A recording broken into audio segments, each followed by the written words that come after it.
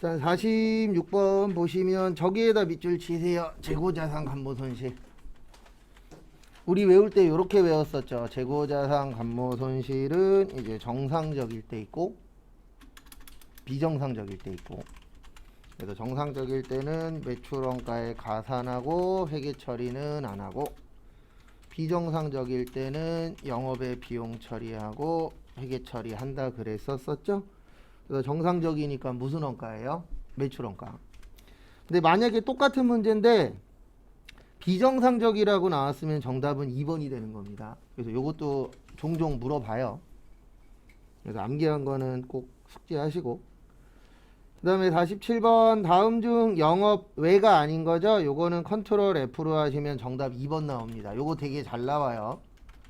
그래서 매도 가능 증권 평가 손익은 기타 포괄 손익 누계 자본이고, 이게 시험 문제 잘 내는 이유가 뭐냐면 얘 때문에 그래요. 단기 매매는 영업 외거든요. 그래서 단기 매매는 영업 외예요. 그래서 수익이나 비용이 되는데 매도 가능은 자본이에요. 그래서 요거 차이 때문에 시험에서 잘 냅니다. 왜냐면 같은 거예요, 다른 거예요? 다르잖아요. 그래서 이런 거 나오면 일단 이론에서는 이런 거 나오면 그냥 여기 가서 치세요. 여기 가서 컨트롤 뭐야? F 하고 2번에 매도 가능 증권 평가 이익 치면 여기 나오잖아요. 기타 포괄이라고. 이런 거 틀리면 안 돼요. 시험장 가셔서. 왜냐면 이건 솔직히 맞추라고 주는 문제잖아요.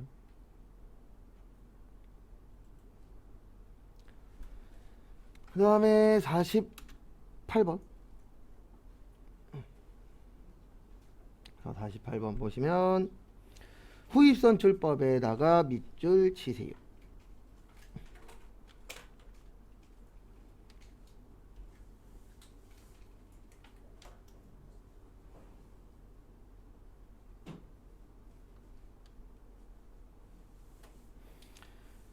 그래서 보시면 48번 후입선출법. 후입선출법은 나중에 들어온 게 먼저 나갑니다. 그래서 우리 요거 외운 적 있었죠. 물가 상승 시에 매출 원가만 무슨 법이 크다? 후입선출법이 크다. 요것도 은근 앞으로 종종 적어 드릴 거예요. 나머지는 선입선출법이 크다. 그리고 시험이 좀 어렵게 나오면 거꾸로 나와요. 물가 하락. 그래서 물가 하락 시에 요때는 매출 원가만 선입선출법이 끕니다. 반대되는 거예요. 그 다음에 나머지는 후입선출법이 크다. 참고하시고.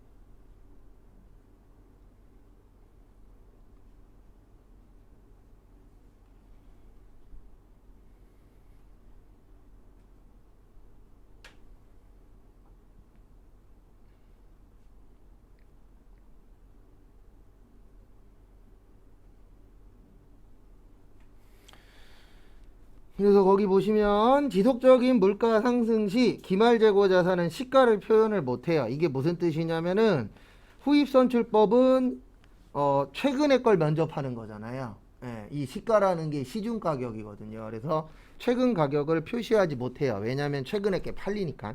그래서 1번 맞고요.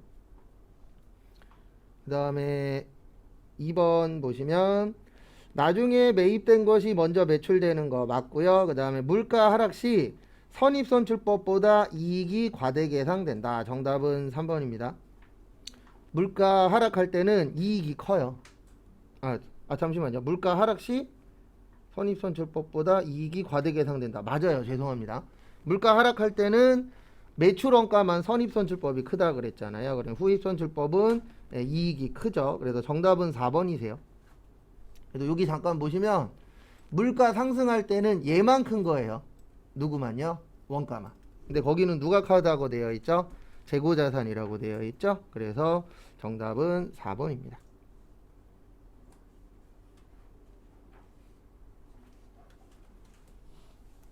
그래서 참고하시고.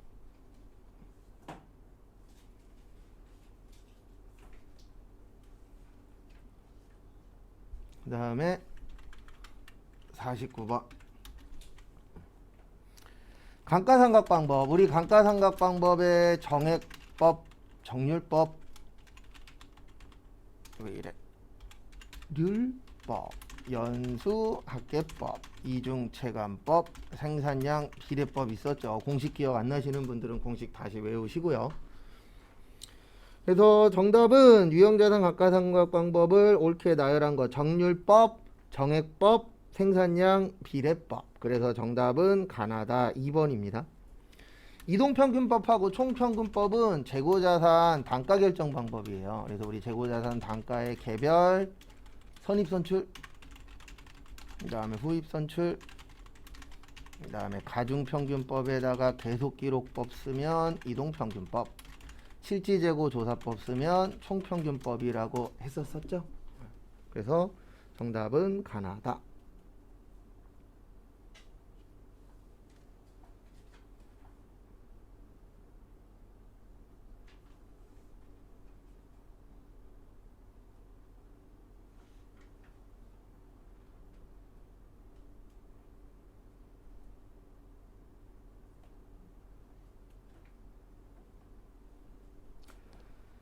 그 다음에 또 다음 거 보도록 하겠습니다.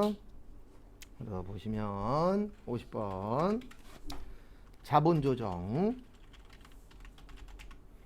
요건 어려워요. 왜냐면 이거 설명한 적 없습니다. 일단 1번에 별표 3개 치세요. 요거는 시험 볼 때까지 이해하셔야 돼요. 제가 앞으로 이 얘기 많이 할 거예요. 자본은 상계 처리한다. 그래서 상계라는 게 서로 계산하는 겁니다.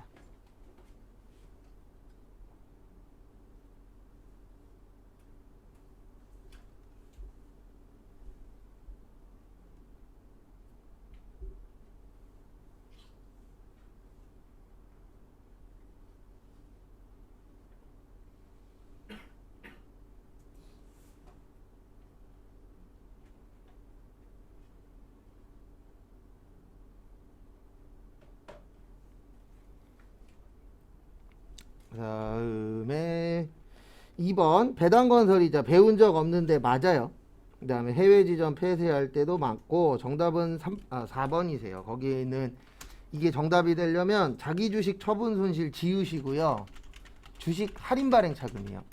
주식 할인 발행 차금은 발생 연도부터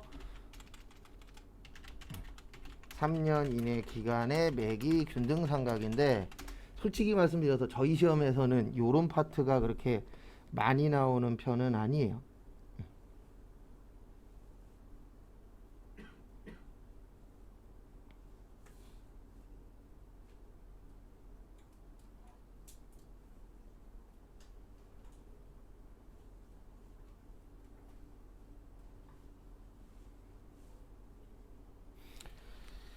그래서 요런 거 외우실 시간에 원가액을 외우십시오. 일단 원가액이 완벽하게 외워 놓으셔야 돼요.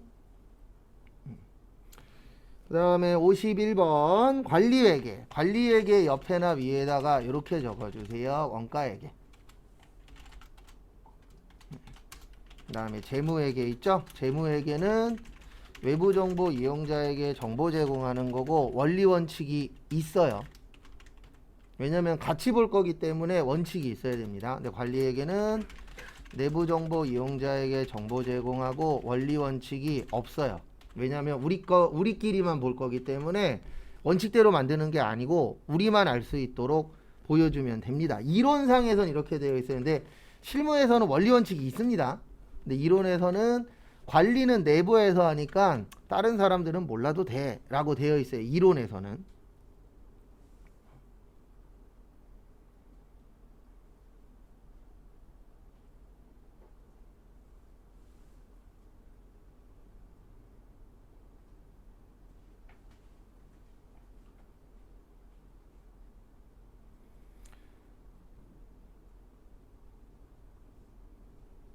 그 다음에 다음 것도 보시면은요. 그래서 1번 관리회계의 목적은 경영자의 의사결정 맞아요. 내부정보 이용자. 2번 정보는 미래지향적이고 주관적이에요. 왜 그러냐면 우리끼리 볼 거기 때문에 우리끼리 볼 때 일반적으로 과거에 어떠냐 보다는 미래에 어떻게 될 것이냐가 좀 더 중점 잡혀 있잖아요. 그래서 미래에 경제가 좋을 것이다.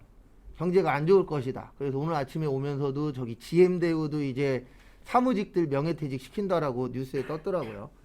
예, 그래도 큰 데를 다녀야 되는 이유는 하나더라고요.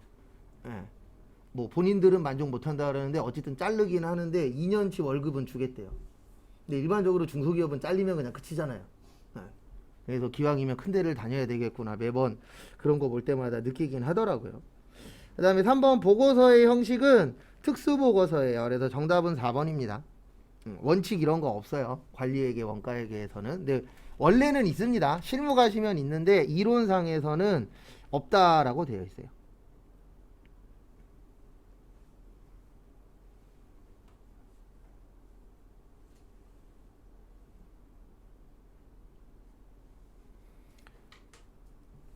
그 다음에 다음 것도 보시면은요 52번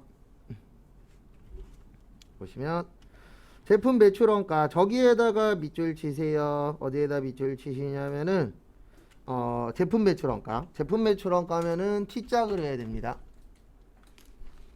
이제 뭐 그려야 돼요? 제품 그려야 돼요.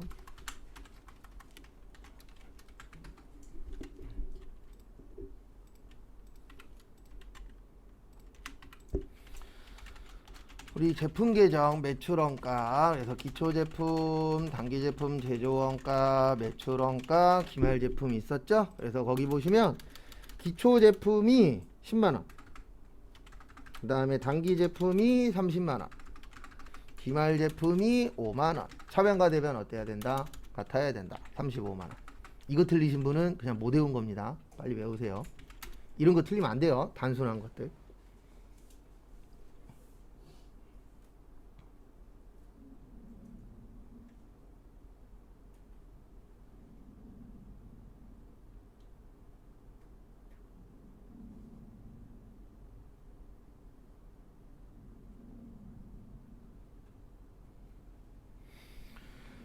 그 다음에 53번 저기에다 밑줄 치세요. 예정배부율.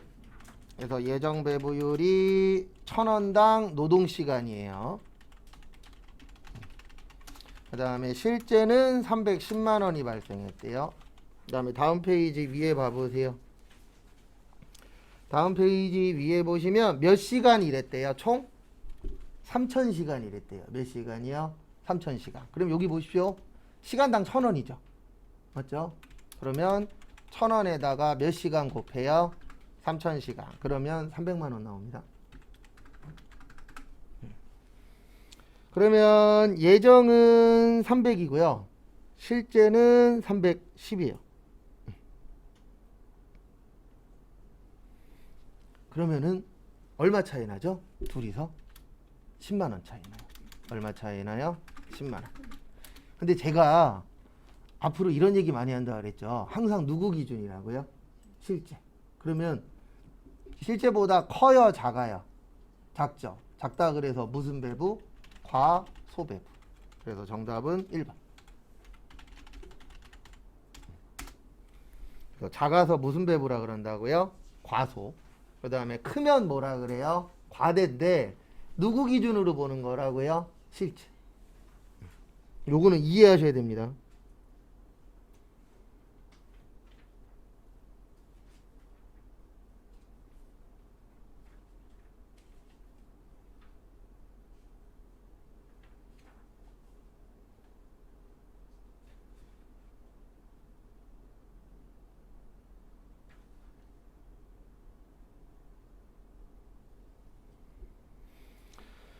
그 다음에 54번 보시면은요.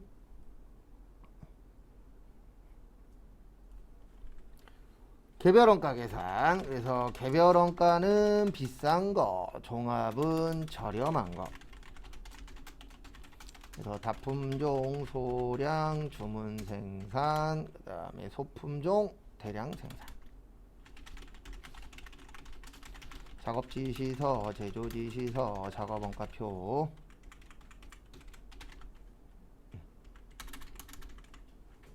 그 다음에 공정이나 완성품 한산량.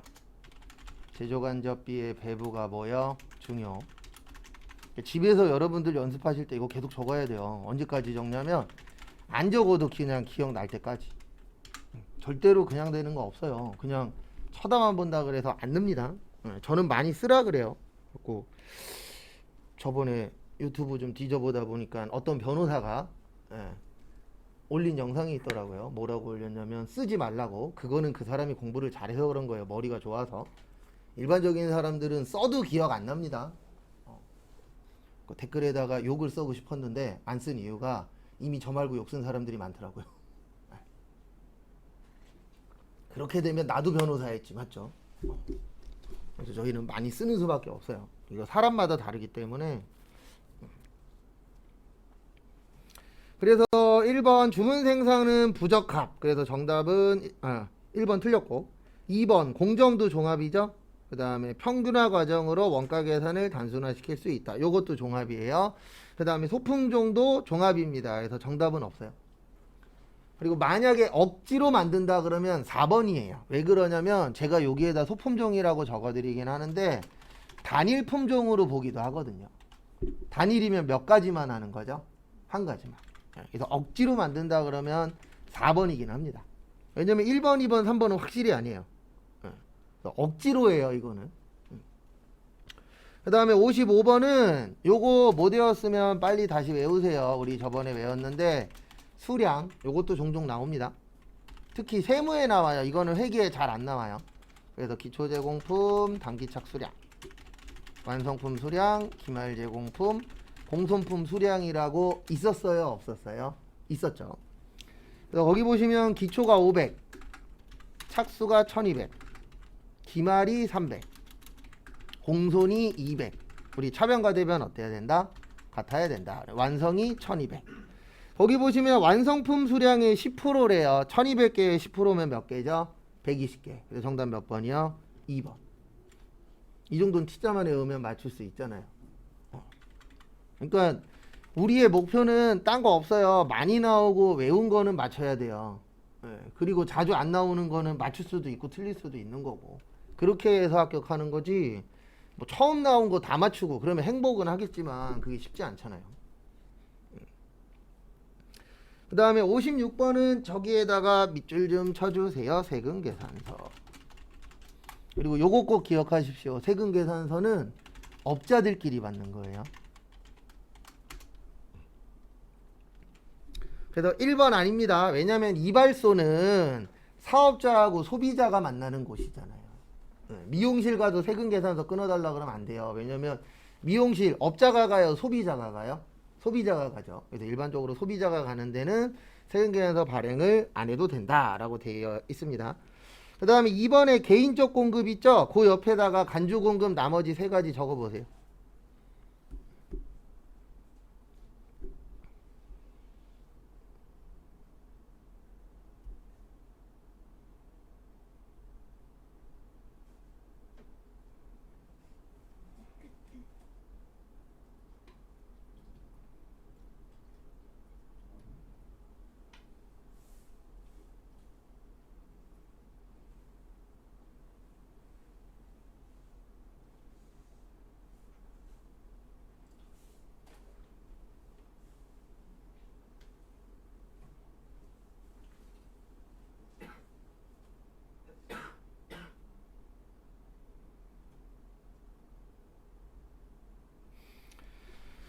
그래서 2번 보시면 우리 간주 공급에 네 가지 있다 그랬어요. 그래서 자가, 개인적, 그 다음에 사업상, 태업시.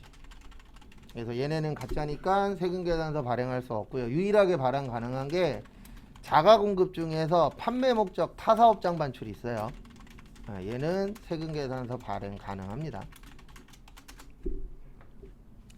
어쨌든 2번도 맞고요. 3번 외국에서 제공하는 거 아니에요. 정답 4번입니다. 왜냐면 우리 이거 한 적 있었죠. 영세는 영세율 세금 계산서, 내국 신용장, 그 다음에 로컬 LC, 그 다음에 구매 확인서 있었어요? 없었어요?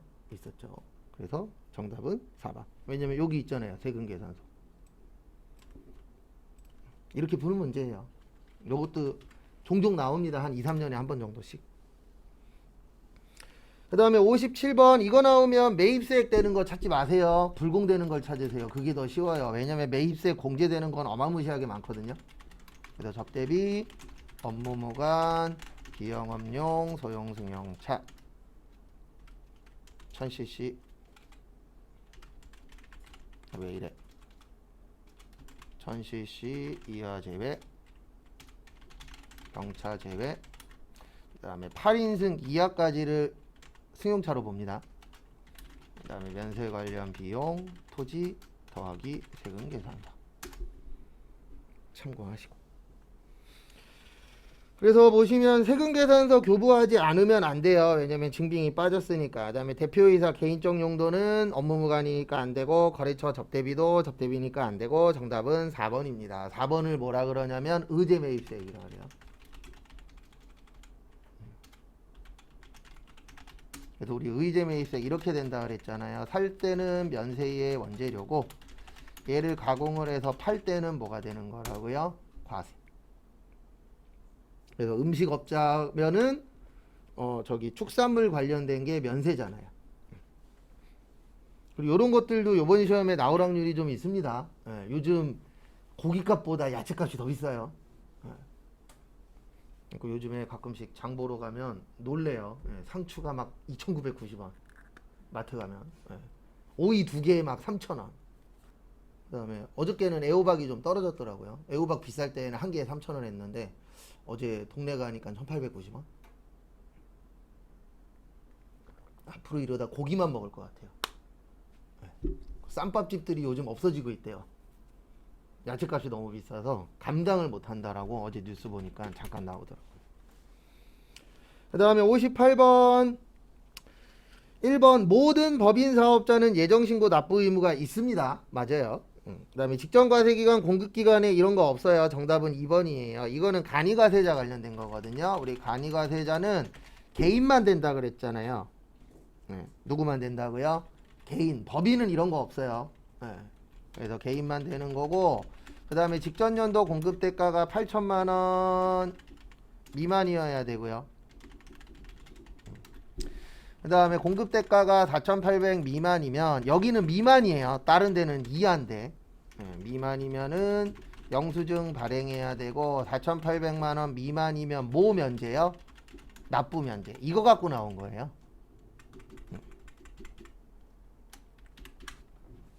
그래서 법인은 납부 의무 면제되는 거 없어요. 그 다음에 3번에 별표 하나만 치세요. 법인은 영세율이 되는데 간이과세는 영세율 적용이 안 됩니다. 왜냐면 간이과세는 혜택을 주고 있기 때문에 거기에다 또 영세율 혜택까지 주지는 않아요. 면세도 그렇고. 그러니까 어떤 혜택을 받으면 더 좋은 혜택을 받고 싶으면 내가 포기를 해야 됩니다. 그리고 요거는 알고 계세요. 간이과세자 포기랑 면세 포기하면 몇 년 동안은 원상복귀 안 된다고요? 네, 3년. 이런 것들도 나옵니다. 시험에. 왜냐면 솔직히 말씀드려서 시험 내기 제일 좋은 건 숫자예요.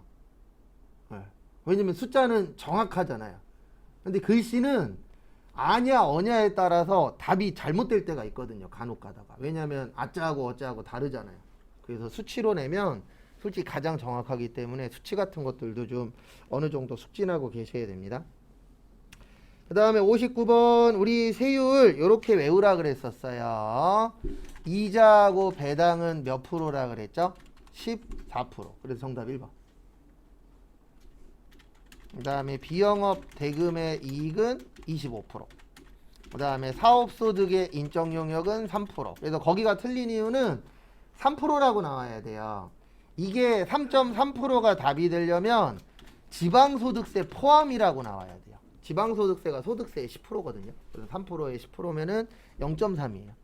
그래서 사업소득의 인적용역 3%, 봉사료 5%, 그 다음에 저기 기타 소득금액 20%. 근데 복권당첨금 3억 넘으면 3억 넘으면 요때는 몇 프로요? 30%. 세율 잘 외우고 계시고. 그 다음에 2번이 틀린 이유는 9에서 36이 아니고요. 6에서 45예요. 그래서 대한민국은 현재 6, 15, 24, 35, 38, 40. 아이고. 42, 45 이렇게 8단계로 되어 있어요. 그래서 요건 아셔야 돼요. 이 안에는 몰라도 요거까지는 저희 시험은 잘 안 물어봐요. 근데 요건 아셔야 돼요. 우리나라는 현재 6에서 몇 프로까지 낸다고요? 45%까지. 하도 바꿔나갔고 저 처음에 배울 때에도 10, 20, 30, 40 이랬거든요. 옛날엔 좀 단순했는데 가면 갈수록 뭐 세금도 깎아줘야 되는 상황도 오고 그 다음에 많이 버는 사람한테 더 걷어야 되기도 하고 그래서 세율은 수시로 바꿔요. 그래서 이건 꼭 알고 계셔야 돼요. 나중에 취업하셨는데 세법 관련된 거 전담이야 그러시면요 1년에 한두 번씩은 꼬박꼬박 공부하셔야 돼요. 왜냐면 계속 바꿔요. 조금씩이라도 한두 개라도 나하고 연관 있는 걸 한두 개라도 무조건 바꾸기 때문에 그거는 공부를 따로 좀 하셔야 돼요. 이쪽 파트에서 업무 보시려면. 그래서 교육 같은 거 오면 연초에 대부분 교육 한두 번씩은 가요. 그 다음에 3번 보시면 갑종근로소득에 대한 소득세 원천징수세율은 없어요. 네, 요거는 어떻게 띄냐면 나중에 한번 보여드릴 건데 간이세 계산표라고 국세청에서 발행하는 거 있어요. 그래서 그거를 보고 얼마 번 사람은 세금 얼마 띄세요라고 만든 표 보고 하는 거지 뭐 세율은 몇 프로다 이런 건 없고요. 이거는 있어요. 일용직 분들은 6%네요. 왜냐면 일용직 분들은 뭐 일용직 분들 중에서도 많이 버시는 분들이 있지만 대부분 일용직 하시는 분들이 고소득자가 아니잖아요. 대부분 하루 벌어서 하루 사시는 분들이 많다 보니까 세율을 높은 걸 적용해야 돼요? 낮은 걸 적용해야 돼요? 낮은 걸 적용해야 되겠죠. 그래서 현재 우리나라 최저 세율인 6%를 적용합니다. 그 다음에 사업소득은 3.3이 아니고 3이에요. 그래서 정답은 1번.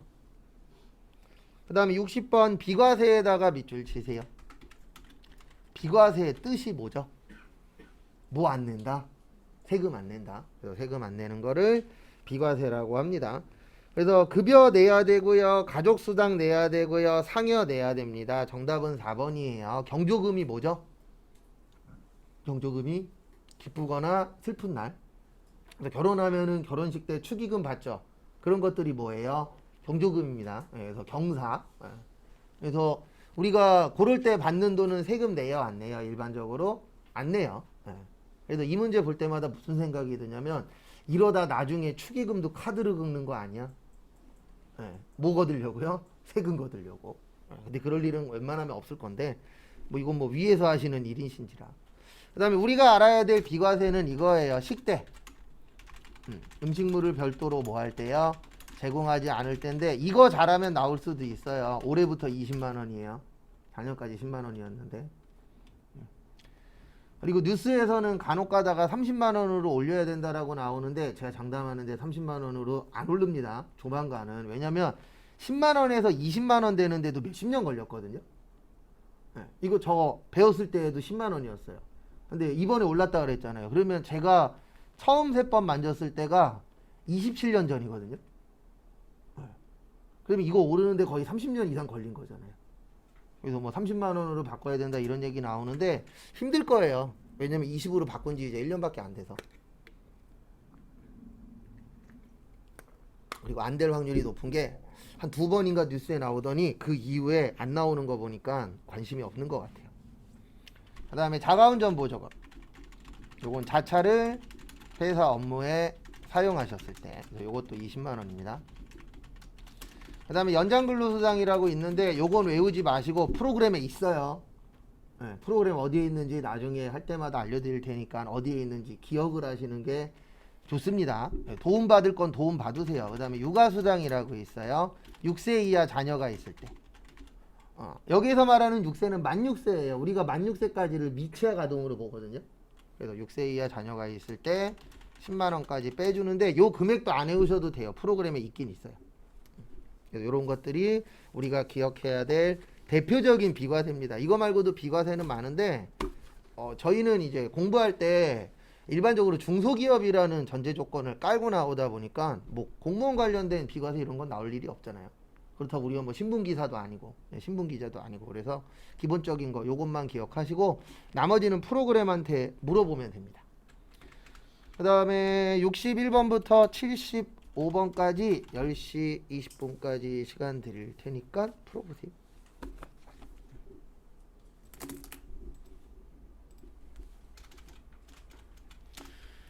61번부터 보시면은요, 61번인데 저기에다 밑줄 치세요. 손익계산서. 손익계산서는 이렇게 되어 있죠. 일정 시점에 기업의 시점이 아니고 일정 기간 기업의 경영 성과, 그래서 수익하고 비용 나오고요.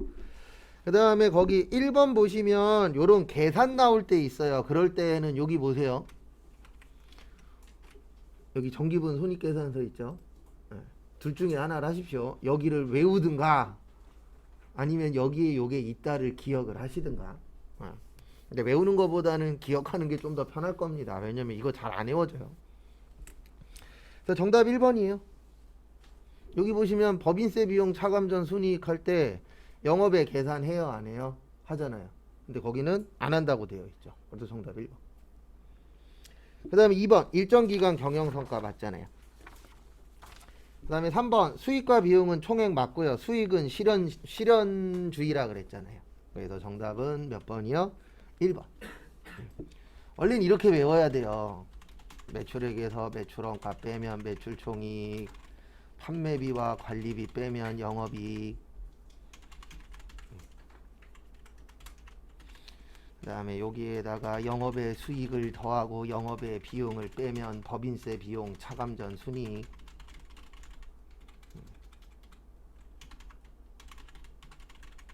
여기에서 법인세 비용을 빼면 당기순이익. 근데 저희는 프로그램이 있잖아요. 프로그램 없는 시험은 이거 진짜 외워야 돼요. 왜냐면 이거 순서도 물어봐요. 지금처럼. 근데 우리는 프로그램이 있으니까. 저 이거 학교 다닐 때 시험 봤거든요. 교수님이 처음부터 끝까지 다 쓰라고. 안에 있는 내용까지. 그때 외웠어요. 잘 안 외워져요. 솔직히 저거 잘. 그 다음에 62번 이렇게 은근 잘 나옵니다. 어떻게 나오냐면 안에다 내용 주고 얘는 뭐냐 이렇게 물어보는 거 잘 나와요. 은근히 이거는 이해해야 맞출 수 있습니다. 일단 1번에 저기에다 밑줄 치세요. 실제 물량 흐름과 일치. 그래서 정답 2번.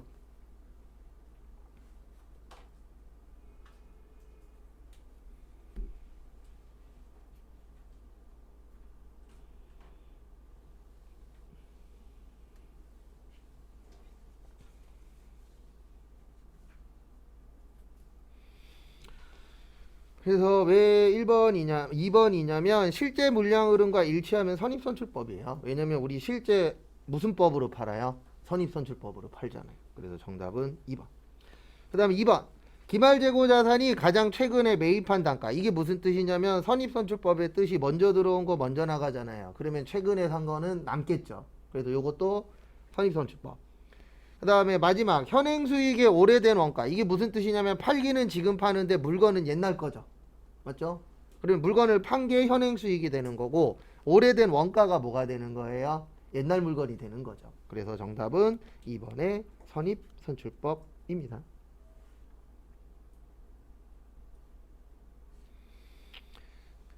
그 다음에 63번 보시면은요. 토지. 그래서 62번의 정답은 선입선출법.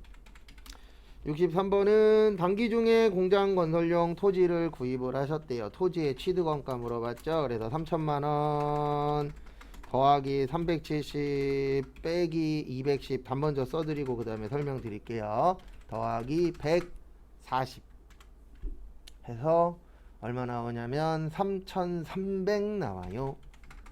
그래서 정답 2번. 왜 그런지는 지금부터 설명드릴게요. 일단 취득대금은 이해되시죠? 그 다음에 거기 두 번째 보시면 토지상의 구건물 철거 비용이라고 되어 있는데 우리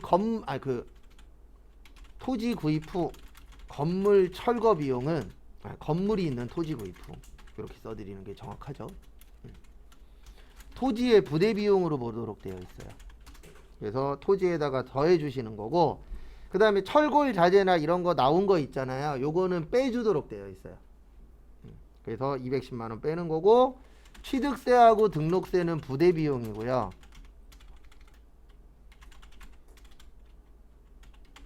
그 다음에 거기 보시면 재산세 있거든요. 그래서 재산세, 자동차세, 회비는 세금과 공과예요.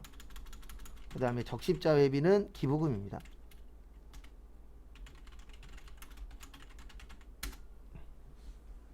그래서 재산세 이런 거 합치시면 안 돼요.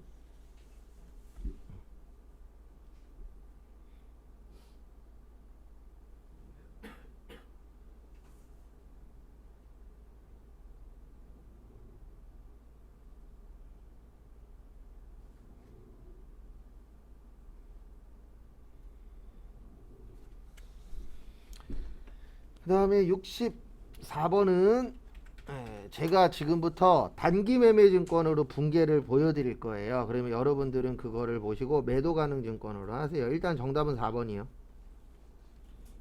아까 단기매매증권 평가손익은 영업의 손익이라 그랬잖아요.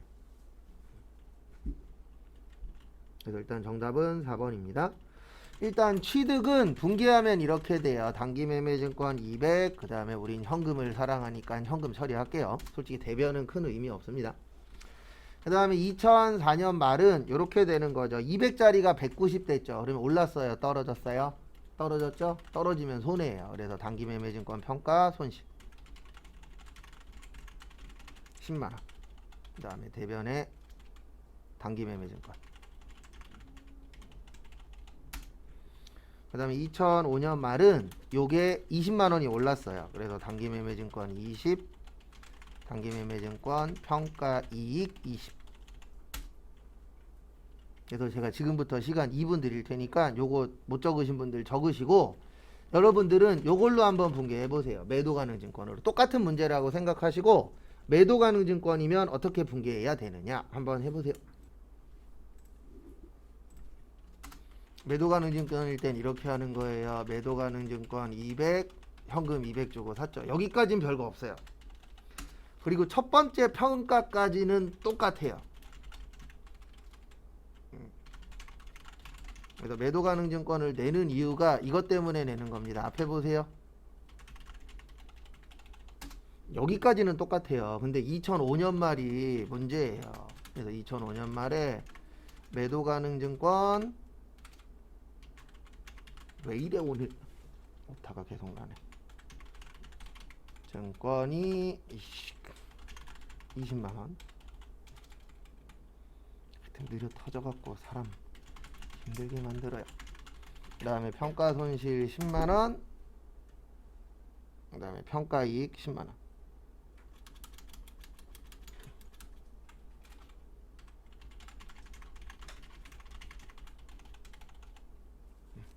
일단 정리 먼저 하세요.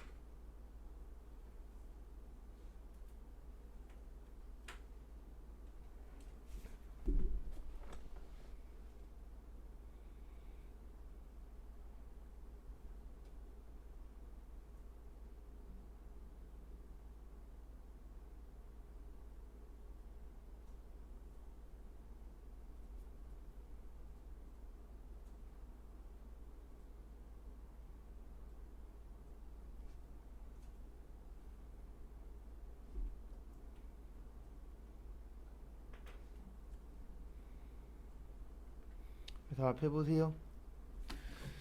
요걸 상계처리라고 해요. 매도가능증권 평가손실 제가 아까부터 계속 강조하는 것 중에 하나가 저거잖아요. 얘네 자본이에요. 뭐라고요?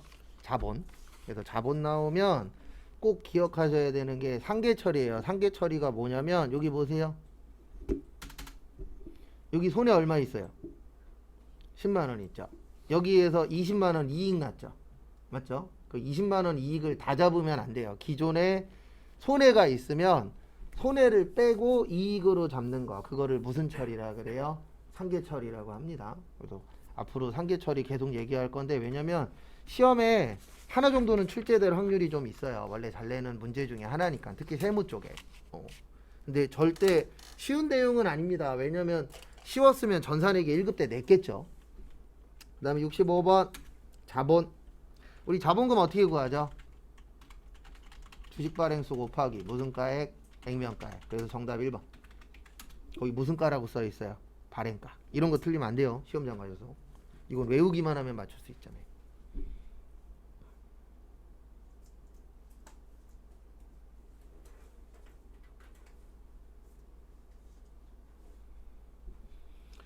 그 다음에 66번 제조원가 명세서.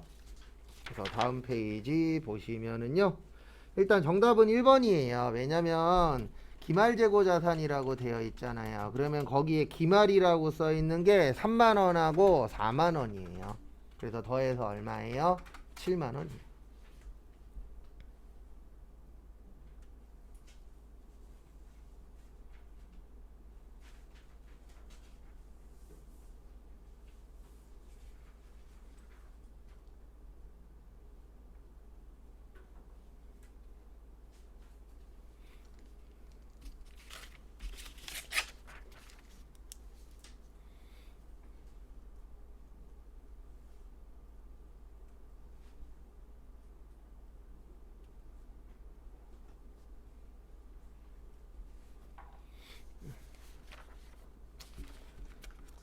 그 다음에 또 다음 거 보시면 매출원가 계산 시 반영되는 금액은 45만원이다. 이거 뭐냐면은 거기 보시면 재료비하고 노무비하고 경비하고 다 더하면 단기총 제조비용은 47만원 돼요.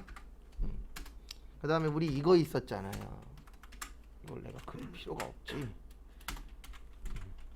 제공품. 그래서 기초제공품. 왜 이래? 그 다음에 단기총 제조원가, 그 다음에 단기제품 제조원가, 기말제공품. 거기 보시면 기초 얼마예요? 2만원. 아까 단기총 얼마 나왔죠? 47만원. 기말 얼마 나왔죠? 4만원. 그러면 차변과 대변 어때야 된다? 같아야 된다. 그럼 얼마 나와요? 45. 그 다음에 요것도 알고 계셔야 돼요. 단기총 제조비용은 어떻게 구하는 거예요? 단기총 제조 비용은 뭐 제조 원가라고도 쓸 때 있고 제조 비용이라고 쓸 때도 있을 거예요. 재료비, 그 다음에 노무비, 그 다음에 경비, 간접비. 얘네들 다 더한 겁니다. 그 다음에 가는 단기 제품 제조 원가 맞아요. 그래서 정답은 1번입니다. 참고하시고요.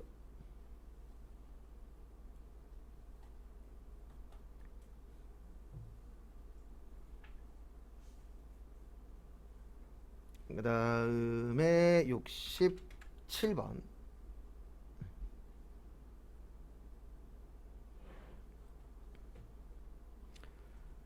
그래서 보시면 간접 노무비를 대체할 개정 과목으로 알맞은 것은 우리 제조 간접비 어떻게 구한다 그랬어요? 간접 재료비 더하기 간접 노무비 더하기 간접 경비. 그래서 간접기들끼리 더한 거예요. 그 다음에 앞에 보시면 우리 제공품 계정 있죠. 기초 제공품, 재료비, 노무비, 경비, 간접비. 그래서 간접비 어느 변에 있죠? 차변에 있죠. 그래서 몇 번이요? 3번. 그러니까 연결이 돼야 돼요. 일단 간접비에 뭐뭐 들어가는지 아셔야 요거랑 연결이 되겠죠. 그 다음에 단기총 제조비용 요거 구하는 것도 종종 나와요. 그래서 잘 숙지하고 계시고. 그러니까 이게 시험인지라 여러분들의 이해력도 요하지만 어느 정도 암기력도 있어야 돼요. 그냥 뭐 면접이나 이런 건 솔직히 순발력인데 시험은 암기력이 좀 필요합니다. 그 다음에 68번 저기에다 밑줄 치세요. 보조 부문 간의 상호 용역수수 관계를 일정 부분 이상 인식. 그래서 우리 보조 부문 배부 방법에 3가지 있다 그랬어요. 직접, 그 다음에 단계, 상호. 그래서 직접은 보조 부문, 상호 간의 용역수수 관계가 뭐 할 때요? 중요하지 않아. 그 다음에 단계는 배부 순서 정하고 직접과 상호의 절충. 그 다음에 상호는 가장 정확, 계산은 복잡. 그리해서 정답은 나하고 답니다. 왜냐면 직접 배부법은 아예 인정 안 해요. 중요하지 않기 때문에. 정답은 나하고 다.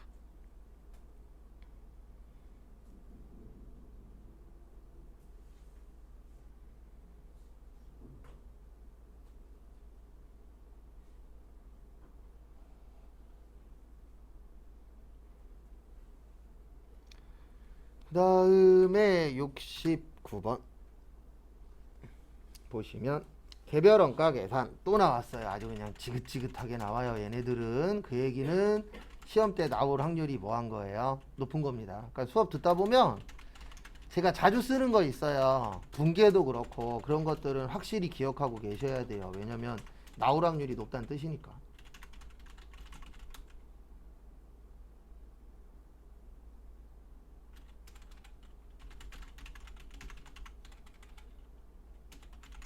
그 다음에 왜 이래 오늘따라 작업지시서, 제조지시서, 작업원가표, 공정, 완성품 환산량, 제조간접비의 배부가 중요, 기말 제공품. 그래서 거기 보시면 개별원가 계산 중 실제 배부율과 예정 배부율의 구분은 제조간접비와 관련된 거 맞아요. 왜냐면 제조간접비의 배부가 중요하다 그랬잖아요. 그래서 정답은 1번. 2번 예정 배부율에 예정 배부 기준 곱하는 거 아닙니다. 항상 기준은 누구라고요? 실제예요. 그래서 2번 틀렸고요. 3번 실제 배부율이나 예정 배부율에 의한 배부액은 실제 발생액과 저기에다 밑줄 치세요. 항상. 요거 때문에 틀린 거예요. 왜냐면 우리가 예정이라는 건 예상하는 건데 예상치가 맞을 때도 있어요, 없어요? 있잖아요. 맞죠? 그래서 예상해서 맞추면은 신적으로 이렇게 되잖아요. 그래서 얼마 전에 월드컵 때에도 어떤 영국 사람이었나? 맞췄잖아요. 몇 번. 한 3번인가 4번 맞추고 신격화 됐었죠. 그 다음에 예전에 러시아 월드컵 때는 그 문어 있었어요. 문어를 이렇게 딱 던져놓고 어느 국기로 가느냐. 그 팀이 이겼었잖아요. 한 3번인가 4번 맞췄었잖아요. 그래도 우리가 예상이라는 거는 맞을 수도 있지만 뭐 할 수도 있어요? 틀릴 수 있는 거지 무조건 틀리는 건 아닙니다. 그래서 3번 틀린 거예요. 그 다음에 4번 실제 개별원가 계산과 예정 개별원가 계산 시 발생하는 기본원가는 항상 똑같아요. 왜 그러냐면 앞에 보세요. 우리 이거 외우라 그랬었죠. 기초원가 또는 기본원가. 재료비하고 뭐죠? 노무비. 직접비들은 바뀔 수가 없어요. 왜 그러냐면 직접은 한 군데만 쓰는 거라 그랬잖아요. 그럼 한 군데만 쓰기 때문에 이 금액은 변화되는 게 없다라고 되어 있습니다. 그래서 정답은 몇 번이 되는 거세요? 1번. 제조간접비 관련된 거예요. 개별원가 계산은. 왜냐면 여기 써 있잖아요. 뭐가 중요하다? 제조간접비 배부. 그래서 그 과대배부, 과소배부가 요 개별원가 계산이에요. 그 다음에 다음 거 보시면은요 70번 선입선출법에 의한 저기에다 밑줄 치세요. 기말 제공품.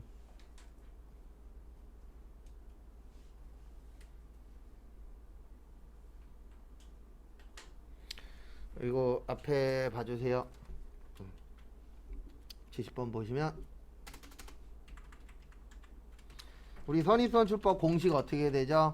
말 곱하기 완 플러스 말분의 말 마이너스 초분의 뭐였었죠? 당이었죠. 그 다음에 이 공식 가지고 시험 문제는 3가지가 나옵니다. 우리가 가장 많이 푼 게 완성품 환산량이에요. 요거는 분모만. 그 다음에 단위당 원가가 얼마냐 이렇게 물어보면 분모하고 분자.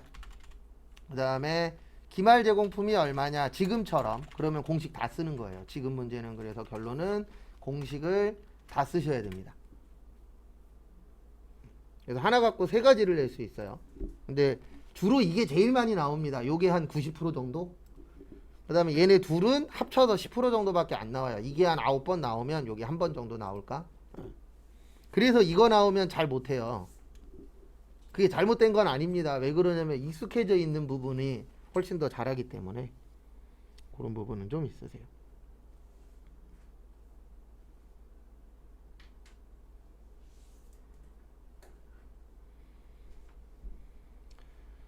그 다음에 다음 것도 보시면은요. 그래서 거기 보시면 아무 말도 없죠. 우리 전부 투입하고 균등 발생 있잖아요. 예. 아무 말도 없으면 예, 지문에 내용이 없으면 균등 발생이에요. 그래서 지금 지문에 뭐 전부 투입이다, 전량 투입이다 이런 말 없죠? 그러면은 균등 발생으로 가는 겁니다. 그래서 공식에 맞춰서 넣기만 하시면 돼요. 말은 9,000 곱하기 80%. 왜냐면 우리 균등 발생일 땐 퍼센트 곱한다 그랬잖아요. 그 다음에 공식 어떻게 해야 돼요? 말, 그 다음에 곱하기 완. 완이 몇 개죠? 26,000. 그 다음에 더하기 말이죠? 네, 말이 9,000개의 몇 프로요? 80%. 빼기 초죠? 5,000개의 몇 프로요? 30%. 그 다음에 당이죠? 위에는 원가예요. 그래서 63만 4천 원.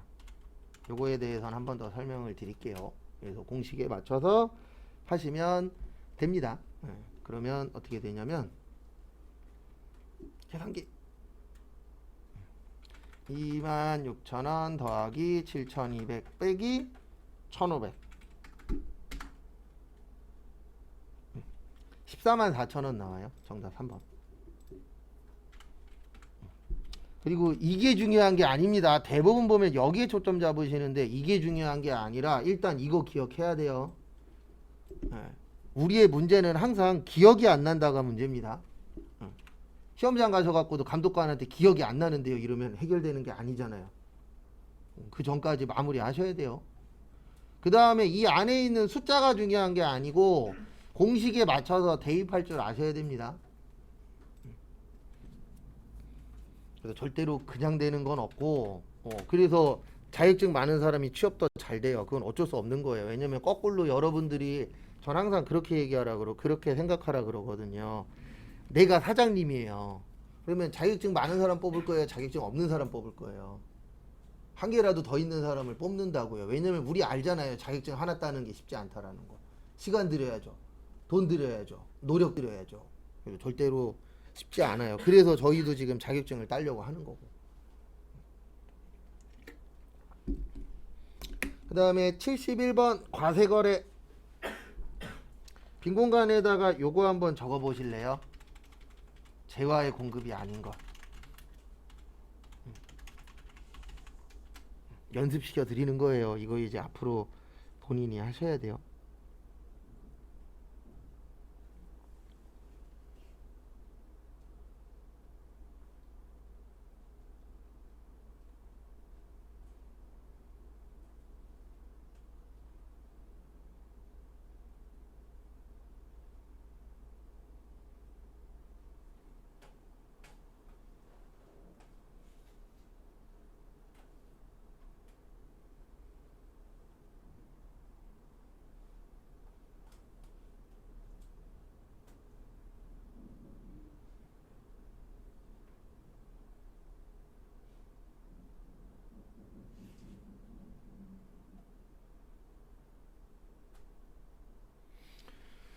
그래서 보시면 우리 재화의 공급이 아닌 것에는 물납, 담보, 공매 및 경매, 사업의 무슨 양도요?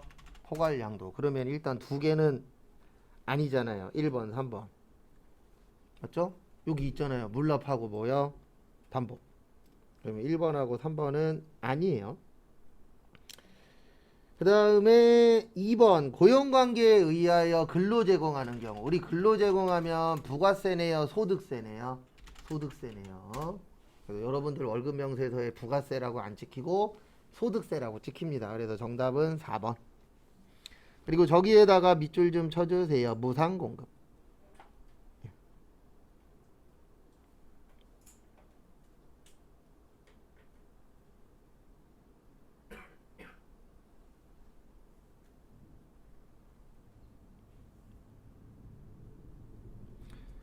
그래서 앞에 보시면은요.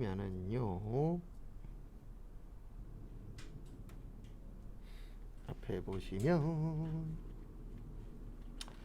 무상공급에 두 가지 있어요. 재화의 무상공급이 있고 그 다음에 용역의 무상공급이 있습니다. 그래서 재화의 무상공급은 과세 대상이 맞아요. 물건 공짜로 주면 세금 내셔야 돼요. 근데 공짜로 일해주는 건 세금 안 냅니다. 그 다음에 단 특수관계인에게 부동산 임대 용역은 제.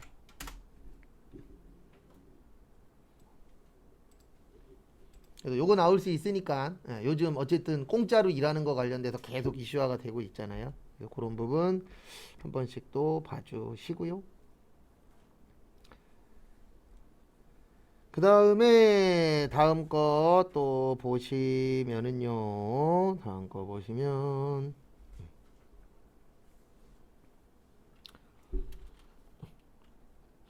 72번 저기에다 밑줄 치세요. 조기환급.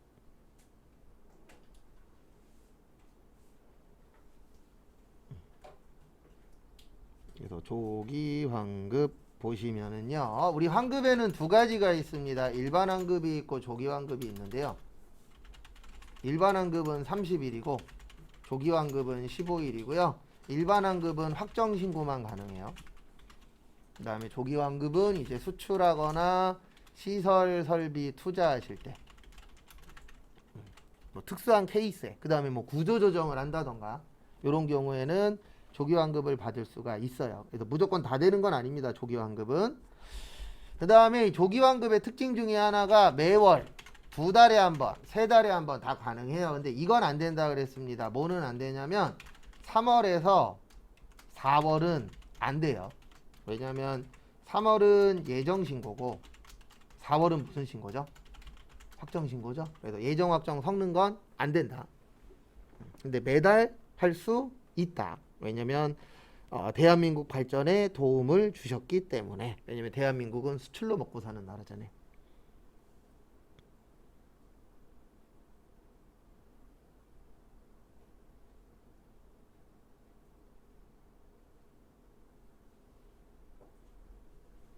참고하시고요. 그래서 다음 페이지 보시면은요. 정답은 몇 번이냐면 2번이에요. 왜냐면 신고는 다음 달 25일까지 해야 되거든요. 그래서 2월 달 거는 3월 25일. 그래서 무조건 25일로 끝나야 돼요. 찍을 때 찍더라도 1번은 아닙니다. 부가세에서 신고 나오면 무조건 25일을 놓고 찍는 거예요. 그 다음에 조기환급 나왔으니까 15일. 그러면 정답은 2번 아니면 3번인데 매달 신고 가능하다 그랬잖아요. 그래서 2월 달 거는 3월 달에 신고하시면 빨리 받으실 수가 있습니다. 그래서 정답은 2번. 그 다음에 73번 아까 설명드렸죠. 예, 매입세 어쩌고저쩌고 물어보면 불공 찾으시라고. 그래서 접대비. 그래서 일단 몇 번 아니에요? 3번 아니에요. 그 다음에 업무 무관. 그 다음에 비영업용 소형 승용차 몇 cc 제외요? 1000cc. 잘못 적었다. 그래서 대한민국에서 1000cc까지를 경차라고 해요. 그 다음에 대한민국에서 승용차 그러면 8인승까지입니다. 그 다음에 면세 관련 비용 토지 더하기 세금 계산. 그래서 보시면은요. 정답은 2번이죠. 왜냐면 비용업용 있고 접대 있고 토지 있잖아요. 뭐는 없어요? 의제. 의제는 가짜를 진짜로 인정해 주는 거기 때문에 매입세액으로 보는 겁니다. 그 다음에 74번 중간예납을 합니다. 그래서 중간예납 대상자는 사업소득이나 부동산 임대소득이 있는 거주자이나 당해사업연도 최초로 하면은 낼 게 없어요. 왜 그러냐면 직전 신고 금액에 몇 분의 몇 날라온다고요? 2분의 1이 날라오는 거예요. 근데 처음 시작하면 신고한 적이 없잖아요. 그러면 날라올 게 있다 없다? 없다. 그리고 요거 꼭 기억하세요. 얼마 미만은 고지서 안 날라온다? 50만원. 그래서 고지서 발송 X. 그 다음에 2번 중간 예납은 이렇게 되어 있어요. 11월 1일부터 11월 15일까지 고지서 발송을 합니다. 왜냐하면 소득세는 5개월 후에 내도록 되어 있거든요. 그래서 고지서를 발송을 해요. 그러면 그걸 받아서 11월 말일까지 고지서 납부를 하셔야 돼요. 그래서 2번 맞아요. 그 다음에 3번 중간 예납은 원칙적인 입장에서 원래 다음 연도 5월 달에 받아야 되는데 그걸 미리 받는 겁니다. 그래서 3번도 맞아요. 그래서 정답은 4번이에요. 중간 예납은 원칙적으로 신고 납부 아니에요. 원칙적으로 고지 납부예요. 네. 그 다음에 전년도 수익 금액이 일정 금액 미만이면 신고 납부할 수 있습니다. 그러니까 위아래가 바뀌었어요. 위아래 신고가 밑에 고지로 와야 돼요. 네. 그래서 우리가 여기 잠깐 보세요. 2분의 1만큼 날라온다 그랬잖아요. 그래서 만약에 장사가 3분의 1 미만이면 요때는 신고가 가능한 거예요. 그러니까 위아래가 바뀐 거예요. 그래서 위에 신고가 밑에 고지로 내려와야 돼요. 그래서 원래는 고지 납부인데 우리가 장사가 너무 안 될 수도 있잖아요. 네, 대표적인 게 코로나 시기에 장사가 많이 안 됐었던 곳들 있어요, 없어요? 있죠. 그때는 신고를 할 수가 있었어요. 왜냐하면 고지서가 반이 날라오기 때문에 반보다 더 안 된다라는 걸 보여주시면 됩니다. 그래서 시험 보실 때 분수로 나오면 3분의 1이고요. 퍼센트로 나오면 30%예요. 33% 이렇게는 안 됩니다. 일반적으로 30% 전후로 봐요. 그래서 정답은 4번. 그 다음에 75번은 저기에다가 밑줄 치세요. 필요경비. 그다음에 필요경비에다가 이렇게 써주세요. 필요경비가 비용하고 비슷한 거예요. 똑같진 않아요. 근데 거의 비용이 필요경비라고 보시면 됩니다. 그래서 첫 번째 양도소득. 양도소득은 필요경비가 인정이 돼요. 근데 어떻게 인정이 되냐면 이렇게 인정이 됩니다. 그 우리가 파는 걸 양도가액이라 그래요. 그래서 내가 그 산금액 있어요, 없어요? 있죠. 그거를 빼서 계산을 하는 거예요. 그래서 요게 필요경비가 되는 겁니다. 양도소득은 이렇게 계산해요. 그래서 이렇게 되는 거예요. 어떻게 되는 거냐면 내가 만약에 3억의 집을 3억의 집을 팔았어. 근데 이 집이 원래는 2억짜리였어. 그러면 얼마에 대해서 세금 내는 거예요? 1억에 대해서. 그리고 1가구 1주택이고 3년 이상 살았으면 비과세예요. 그래서 이거에 대해서 되게 오해하시는 분들이 많으신데 TV 보면 뭐 맨날 뭐 집 팔면 세금 많이 낸다 이렇게 얘기하잖아요. 그거는 돈 있는 사람들 얘기예요. 일반적으로 인천에서 거기에 해당되는 집들은 거의 없어요. 예. 과거에는 9억이었는데 지금은 12억으로 보긴 합니다. 근데 어쨌든 1가구 1주택이면 그런 걱정 안 하셔도 돼요. 그래도 저희 부모님도 작년에 집을 파셨는데 저 일하고 있는데 연락 왔더라고요. 세금 내야 되냐? 예. 왜냐면 한 얼마 이익 났더라? 어쨌든 1억 정도 이익이 났어요. 예. 그래서 세금 안 내셔도 된다고. 뭐 집이 두세 채 있으신 것도 아니고. 근데 왜 그런 얘기를 하시냐면 맨날 TV에서 나오잖아요. 집 팔면 세금 많이 내야 돼. 그거는 저기 투자하는 놈들 얘기고요. 일반적인 분들은 그런 고민 안 하셔도 돼요. 왜냐면 우리가 뭐 10억짜리 집을 살 것도 아니잖아요. 그 다음에 두 번째 사업소득. 사업소득은 당연히 비용 빼죠. 그래서 정답은 3번입니다. 연금은 뺄 수 있는 게 없잖아요. 왜 이게 뺄 수 있는 게 없냐면 연금은 지금 받는 거예요? 나중에 나이 되면 받는 거예요? 나중에 나이 되면 받는 거죠. 그러면 필요경비라는 게 돈 쓴 거 얘기하는 건데 내가 이 돈을 받기 위해서 얼마를 썼다가 입증하기가 쉬워요? 어려워요? 어려워요. 왜냐면 미래에 대한 얘기이기 때문에. 그래서 정답은 3번. 그 다음에 부동산 임대소득도 요것도 필요경비 인정을 받습니다. 왜냐면 우리가 부동산 살려고 돈 들어가죠. 대출 받았으면 이자 들어가죠. 집 고장 나면 고쳐야 되죠. 그런 돈들 들어가요? 안 들어가요? 들어가죠. 그래서 정답은 3번이세요. 그 다음에 거기 밑에다가 요것도 좀 써주세요. 이자 배당. 이자 배당 연금은 대표적으로 필요경비가 없어요.